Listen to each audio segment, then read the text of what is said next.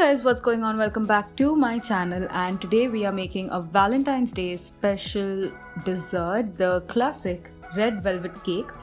We are making this eggless and it's a soft and fluffy cake. You can see it for yourself. It's super moist and super delicious, and we are using my special cream cheese frosting that I have just posted some time back to make this cake. It is going to blow your mind. Before we dive into the recipe, I just very quickly wanted to talk to you about my online course Just Cheeky Cheesecakes, where I show you how you can learn to bake irresistibly unique cheesecakes without eggs, without water bath, and without gelatin.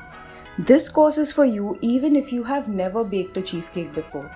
And also, if you don't get cream cheese in your area, that's no problem, because I have a video where I show you how to make your own cream cheese within 30 minutes, so you are completely sorted. Inside this course, I teach you over 50 cheesecake recipes, and there's 3 super juicy bonuses, including an entire module dedicated just for savory cheesecakes. Oh yeah, we are going all out in this course. An even juicier brand new update is coming your way soon in the next couple of months, and that will completely blow your mind. It's almost like a part 2 for this online course, and it's going to transform your home baking business forever. And you get all of this content for lifetime access at a price that you would normally pay for a 3-hour workshop. Isn't that an amazing deal? And I would recommend that you grab it while the price still lasts, because the prices will be going up soon. There's over 30 students currently enrolled in this course, and they are thoroughly loving it, and they think that I am seriously undercharging for the value that they have received. The prices will be increasing soon once I launch the heavy duty update, and so if you would like to make this year the one that grows your home baking business to the moon, then enroll in the course right away. However, if you would like to get a little taster before you make this investment, download a free preview of the recipe ebook, which is one of the bonuses in the course. All the links have been mentioned down in the description box below. I'm so excited to welcome you to my course, and now let's get back to the recipe. Let's begin with the cake sponge first. Preheat your oven to 140 degrees Celsius. Here in a bowl I have some room temperature milk, and to that I've added some vinegar. Now I'm just going to give this a good whisk, let it sit for a minute, and after a minute you'll see that the milk has curdled. That is perfect. Now into this we'll add the rest of our ingredients, starting with yogurt. This is just store-bought dahi that we get. I'll just add that, and then I'm also going to add my leavening agent. So here I have some baking soda and baking powder. Using my whisk again, just going to combine this until everything is well mixed together. And you'll already start to see that it's getting foamy and increasing a little bit in volume. You're going to let this sit for another minute. All the quantities for these ingredients have been listed down in the description box below, so check them out. Now here I'm going to sift in some all-purpose flour. You don't necessarily have to sift in. If you've seen my earlier cake videos, you can just add the all-purpose flour as is, but this is just something that you can do as well. Either ways, it will not affect the texture of the cake. I've also added some cocoa powder and some sea salt. Then I have added some caster sugar. Now I'm adding some edible vegetable oil. And now it's time to just bring all of this together. Using my whisk, you can also use electric beaters. It'll just quicken the process.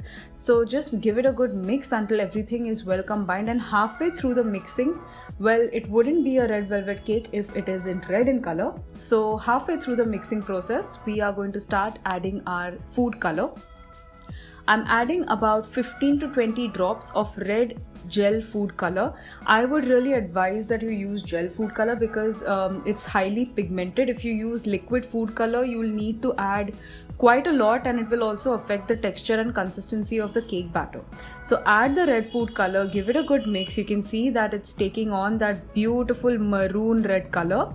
Absolutely love that. Now our cake batter is almost ready. Before we put it into cake tins, I'm just going to use my spatula, go along the sides and the bottom of the bowl just to make sure there are no unmixed bits in there. And once I've done that, one final time I'll whisk it in and make it into a nice smooth velvety looking batter like so. Now here I have two 6-inch cake tins. I have greased them really well and have lined both the bottoms with parchment paper.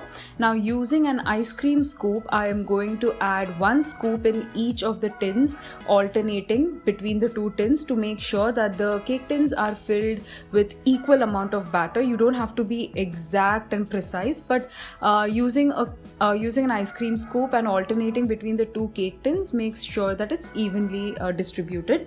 Now I'm just going to shuffle the cake tin and tap along the surface so that any air pockets are released, and now we'll bake this at 140 degrees Celsius for about 50 minutes to an hour. A skewer or a knife inserted in the center must emerge clean. You're going to let the cakes cool down completely and then you're going to level them off. Now I've used a cake leveler to level the cakes off. In my earlier videos I've shown you how to do this, so I have skipped that part here just to make sure that the video is not exceedingly long.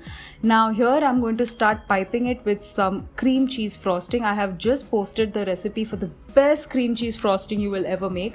It is so stable, so delicious, and you get to have complete control over the sweetness. So do try this cream cheese frosting. I'm going to top it off with the other layer, and then I'm going to add some more of that frosting and very roughly just going to add more of the frosting on the sides as well, and just sort of cover the cake in frosting. You don't have to be perfect. As you can see, my cake decorating skills aren't the best. That is so besides the point, because the cake tastes delicious and that is what matters the most. So we're just going to add some icing along the sides, decorate this cake.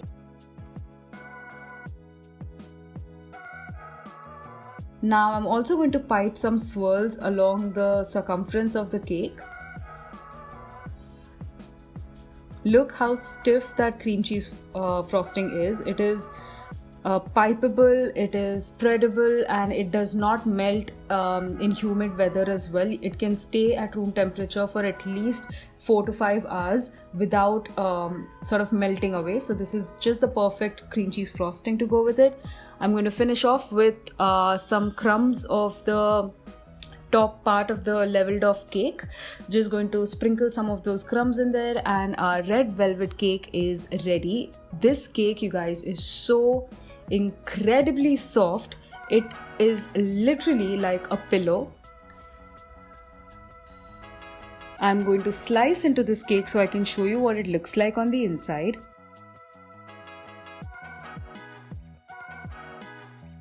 And there you go. It is incredible and such a perfect treat for Valentine's Day. I really hope you guys enjoyed this video. If you did, then please give it a big thumbs up. Subscribe to my channel and hit the bell icon so you're notified every time I post a new video. I'll see you again next time. Until then, goodbye and happy baking and happy Valentine's Day.